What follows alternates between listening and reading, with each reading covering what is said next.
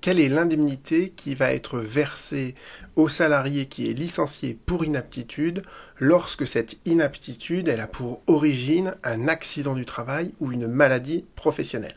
La réponse à cette question, vous la trouvez dans le Code du travail à l'article 1226-14 qui vous dit que, eh bien, il y a un accident du travail, le contrat de travail se trouve suspendu pendant que le salarié il est arrêté.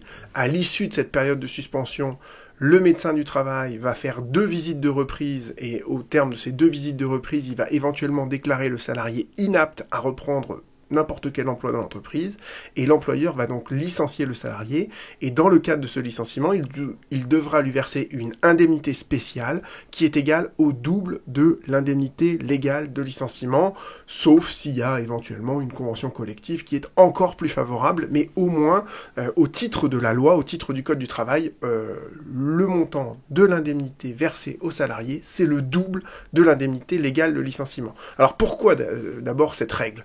Eh bien parce qu'en fait, vous savez que l'inaptitude, elle peut être de 2 origines différentes. Il y a des inaptitudes qui sont non professionnelles et des inaptitudes qui sont professionnelles. Je prends un exemple très simple. Le salarié qui, pendant ses vacances, a un grave accident de la circulation, qui finit handicapé, il va éventuellement être licencié pour inaptitude parce qu'il ne peut plus travailler dans l'entreprise. Et vous voyez bien que dans ce cas-là, eh bien l'employeur, il est pour rien dans cette inaptitude. Donc il devra payer une indemnité au salarié, une indemnité légale de licenciement classique. À l'inverse, s'il y a un accident du travail, une maladie professionnelle, c'est que l'employeur n'a pas réussi à empêcher, voyez, que cet accident, cette maladie professionnelle survienne, et il a une part de responsabilité dans la survenance de l'accident, et donc dans l'inaptitude qui en découle.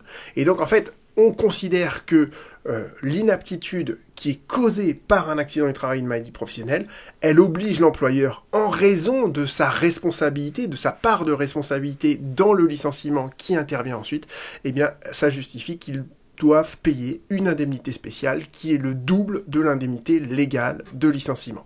Donc ça, c'est voilà le sens de la règle, voilà pourquoi cette règle, elle existe. Voyons maintenant comment elle s'applique, à quelles conditions on peut invoquer cette règle. Et vous avez une jurisprudence qui est absolument constante de la Cour de cassation, c'est cette phrase-là. Vous pouvez en faire un copier-coller, la mettre dans un moteur de recherche, vous allez tomber sur tous les arrêts sur ce point-là. Je vous explique donc les 2 conditions cumulatives et je vais vous montrer après qu'il y a un petit problème sur ce morceau de phrase et la Cour de cassation semble avoir trouvé une solution que je voudrais vous exposer en fin de cette vidéo. Alors, que nous dit la Cour de cassation? Elle nous dit que pour pouvoir se prévaloir donc des règles protectrices applicables aux victimes d'accidents du travail et des maladies professionnelles, il faut d'abord que l'inaptitude du salarié ait au moins partiellement pour origine cet accident ou cette maladie. Ça, c'est la première chose. L'inaptitude a au moins partiellement pour origine l'accident du travail ou la maladie professionnelle. Deuxième condition, il faut que l'employeur ait connaissance de cette origine professionnelle au moment du licenciement. Alors, la première condition, en fait, je veux encore une fois vous donner des exemples pour que vous le compreniez bien. Toutes les inaptitudes ne sont pas forcément, n'ont pas pour origine un accident du travail ou une maladie professionnelle. Pourquoi ? Parce que, prenons l'exemple d'un avocat, il travaille dans son cabinet, il est dans la bibliothèque, il se fait tomber un énorme livre sur le pied et il perd un orteil. Et cet avocat, par ailleurs, il fait du droit fiscal, et le droit fiscal, c'est tellement ennuyeux qu'il finit par être complètement dépressif, et il se fait licencier pour inaptitude en raison de sa dépression. Et vous voyez bien que l'accident du travail, lorsqu'il a perdu son orteil, ça n'a strictement rien à voir avec son inaptitude. Donc il y a des inaptitudes qui n'ont rien à voir avec un précédent accident du travail ou maladie professionnelle. Et c'est ça que nous dit la Cour de cassation, c'est que elle n'exige pas que l'inaptitude soit entièrement causée par l'accident du travail ou la maladie professionnelle. Elle nous dit, je me contente d'un lien qui soit partiel, mais je veux au moins qu'on arrive à établir ce lien de causalité partiel entre l'accident, la maladie et l'inaptitude. Donc ça, c'est la première condition. Autre chose autre point sur lequel la Cour de cassation a insisté dans les arrêts que je mentionne ici, que vous retrouverez d'ailleurs sous cette vidéo, je vous mentionnerai carrément le lien de cette présentation, comme ça vous aurez tout, c'est qu'il faut qu'il y ait un accident du travail, une maladie professionnelle. Il faut que le juge constate qu'il y a bien eu un accident du travail, une maladie professionnelle, parce que s'il n'y a pas d'accident du travail, pas de maladie professionnelle, on se pose même pas la question de savoir est-ce que l'inaptitude, elle est partiellement causée par cet accident. Donc ça, c'est la première chose que nous dit la Cour de cassation. Et la deuxième condition, c'est qu'il faut que l'employeur ait connaissance de l'origine professionnelle de l'inaptitude au moment où il licencie le salarié. Alors, cette condition-là, déjà, il y a un conseil pratique, d'accord ? Si vous faites l'objet d'une procédure de licenciement pour inaptitude et que vous estimez que cette inaptitude, elle est causée par un accident de travail, une maladie professionnelle, il faut le dire à l'employeur, faut lui envoyer un mail, il faut que vous ayez une trace écrite de ça. Comme ça, cette deuxième condition-là, vous êtes capable, le salarié est capable de rapporter la preuve devant le conseil de prud'homme que bien cette condition-là, elle ne pose aucun problème. Et pourquoi elle peut poser problème ? Parce que parfois, justement, l'accident du travail, la maladie professionnelle, ils ont eu lieu il y a très longtemps, et le temps s'est écoulé, et l'employeur va licencier quelqu'un, le salarié, pour inaptitude, et il va pas nécessairement faire le lien entre les deux. Ou en tout cas, il va feindre de ne pas faire le lien entre les deux. Et c'est ça justement ce qui m'amène à vous faire cette vidéo aujourd'hui, c'est que dans cet attendu de principe de la Cour de cassation, on vous dit bien que voilà les deux conditions, et la Cour de cassation nous dit, quel que soit le moment où l'inaptitude a été constatée ou invoquée. Alors, invoquée, ça veut dire que le salarié peut l'invoquer, il peut dire à son employeur « je considère que l'inaptitude, elle est d'origine professionnelle », c'est pour ça que je vous ai dit ça tout à l'heure, c'est mieux de prendre la précaution d'envoyer un mail, mais ce que nous dit la Cour de cassation dans ce morceau de phrase, c'est que il n'y a pas de concomitance temporelle entre l'accident du travail et le licenciement pour inaptitude. L'inaptitude, elle peut survenir très longtemps après, mais si elle a quand même pour origine partiellement l'accident du travail, on applique les règles protectrices que je suis en train de vous dire. Et on en arrive donc à cette situation qui est assez fréquente et qui me conduit à vous faire cette vidéo. Vous avez donc un accident du travail qui survient dans l'entreprise. Le contrat de travail se trouve suspendu par l'accident du travail.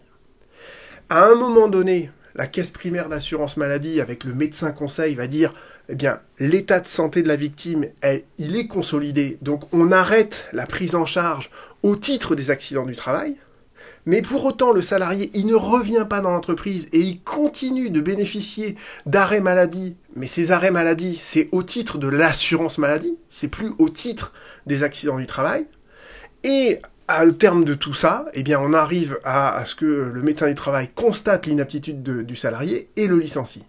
Et la question qui se pose, c'est de savoir, est-ce que ce troisième temps, à partir du moment où le salarié, il n'est plus en arrêt de travail en raison de l'accident du travail, mais en arrêt de travail en raison de l'assurance maladie, des arrêts de maladie classiques, eh bien, est-ce que cette période-là, en fait, ça crée un tampon qui fait obstacle à ce qu'on considère l'inaptitude comme ayant comme origine l'accident du travail. Vous voyez ce que je veux dire ? Et c'est certains arrêts de cour d'appel qui l'ont retenu. Par exemple, là, vous avez donc un arrêt donc très récent d'avril 2022. Et que nous dit la cour d'appel ? Eh bien, en fait, elle nous dit qu'il n'y a pas de concours de cause de suspension qui commande que la cause chronologiquement apparue la première soit retenue comme la cause de suspension de toute la relation de travail. Ce que nous dit en clair la cour d'appel, c'est que il y avait d'abord un accident du travail, ensuite il a basculé dans les régimes d'arrêt du travail pour la maladie ordinaire, et donc on n'est plus, vous voyez, pour la cour d'appel, à ce moment-là, il y a vraiment deux régimes distincts qui se suivent dans le temps. Il y a l'accident du travail et ensuite l'assurance maladie. Et donc, la cour d'appel dit, il n'y a pas de lien, l'inaptitude là, elle n'est pas causée par l'accident du travail. Et la cour de cassation lui répond, pas du tout. La victime, elle a été victime d'un accident du travail en 2011.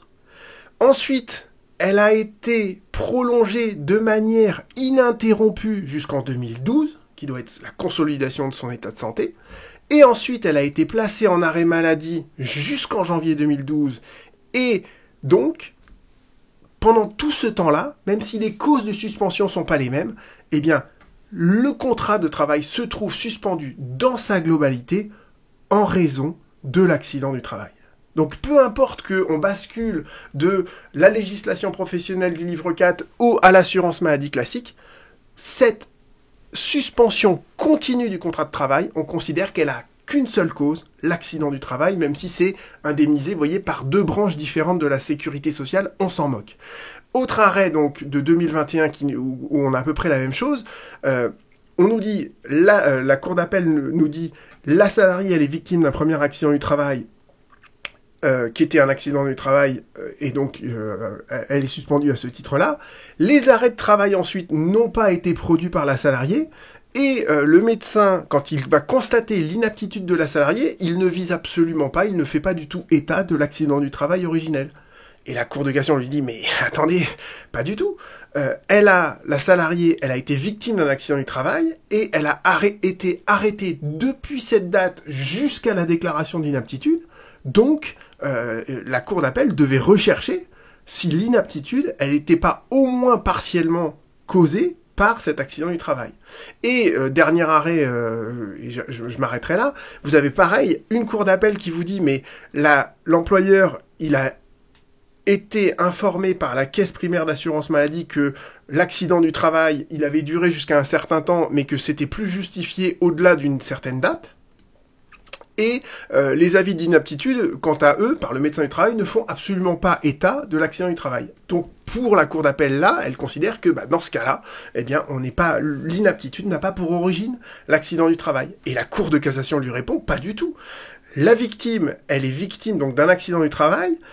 Tous les arrêts consécutifs à cet accident sont prolongés de manière ininterrompue jusqu'en 2011. Et ensuite, il est placé en arrêt maladie de manière continue jusqu'à sa déclaration d'inaptitude.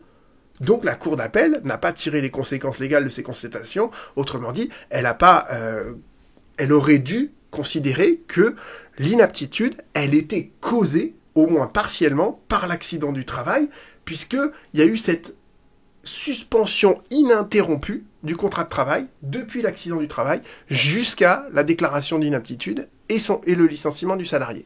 Donc vous voyez que c'est ça en fait que nous dit la Cour de cassation. C'est des arrêts que je trouve intéressants